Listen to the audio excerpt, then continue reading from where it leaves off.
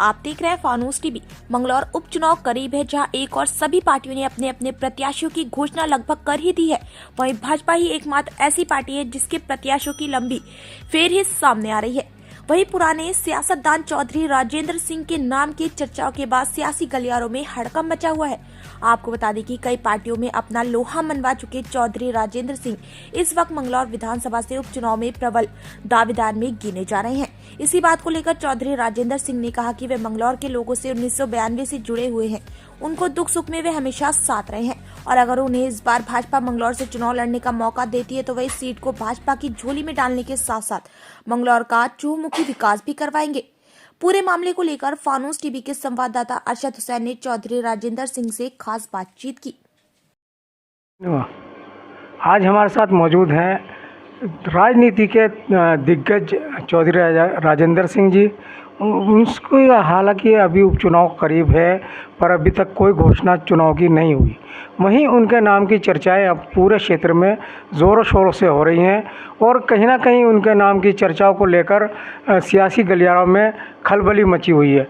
चौधरी साहब, जानना चाहेंगे, आप पुराने दिग्गज नेता रहे हैं, बहुत पुरानी आपकी सियासत रही है, तो मंगलौर में आपको उपचुनाव के लिए नाम आपका आ रहा है, तो किस तरह से आप कन्विंस करने जा रहे हैं मंगलौर वासियों को? देखो, मुझे तो खुशी होगी कि राजनीतिक शुरुआत मेरी मंगलौर से है और यदि भारतीय जनता पार्टी मेरे पर भरोसा करेगी और मुझे विधानसभा के उपचुनाव में प्रत्याशी बनाने का साहस करेगी तो मैं समझता हूँ मंगलौर की जनता इन अगले 3 वर्षों में एहसास करेगी कि कोई चुनका अपना है और मेरा हर जाति हर धर्म में बहुत अच्छा वास्ता है। चौधरी साहब, मंगलौर से आपका काफ़ी वास्ता रहा है, वहीं आपसे जानना चाहूँगा कि जो हाजी और काजी के बीच राजनीति में जो दोनों आपस में जो है विधायक बनते रहे हैं, क्या ऐसी कमियां हैं मंगलौर वासियों को जो वो सौगात नहीं भी दे पाए?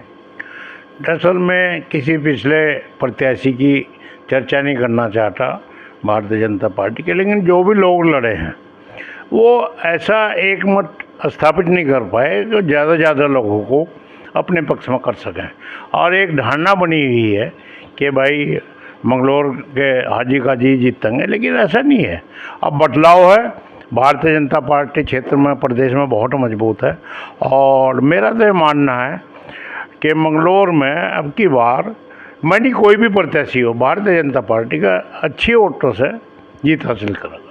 मंगलौर में घर घर आपको जानता है, चौधरी राजेंद्र सिंह का नाम से वो वाकिफ़ है। इस चुनाव में कितना बेनिफिट मिलेगा आपको? एक बात मैं आपको बहुत स्पष्ट बताना चाह रहा हूँ। जब मैं राजनीतिक शुरुआत की थी तो 1993 नगर पालिका के चुनाव आ गए थे और अख्तर साहब थे, उनकी पत्नी थी सरूरी बेगम, उन्हें हमने लड़ा था और मंगलौर से बहुत बड़ी जीत हासिल हमने नगर पालिका में की थी और नगर में एक बहुत अच्छा वास्ता हर जनमानस से मेरा है, तो इसलिए उसका लाभ विधानसभा में जरूर मिलेगा।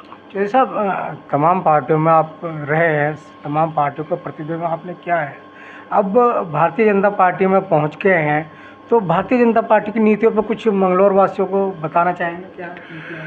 देखो, आज के समय में जिस तरह देश के बहुत सुलझे मुख्यमंत्री पुष्कर धामी जी और हमारे क्षेत्र के जो सांसद हैं, लगातार 2 कार्यक्रम उनके कार्यकाल हो गए हैं और मैं समझता हूँ जिस तरह आम जनमानस की ये लोग सुनने हैं, समस्याओं का समाधान कर रहे हैं और देश के जो ओजस्वी प्रधानमंत्री नरेंद्र मोदी जी हैं, आज पूरा देश दूसरी बात मानने को तैयार नहीं है और ये मान्य है अगर सब जातीय धर्म का कहीं भला है तो भारतीय जनता पार्टी के साथ ही है।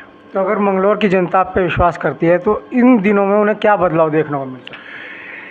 इन 3 साल में वो एहसास करेंगे कि पहली बार अपना जनप्रतिनिधि अपने हितों के लिए चिंता कर रहा है।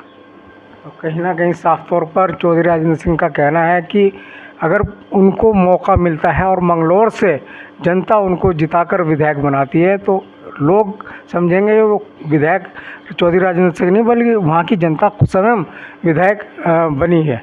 मैं अरशद हुसैन।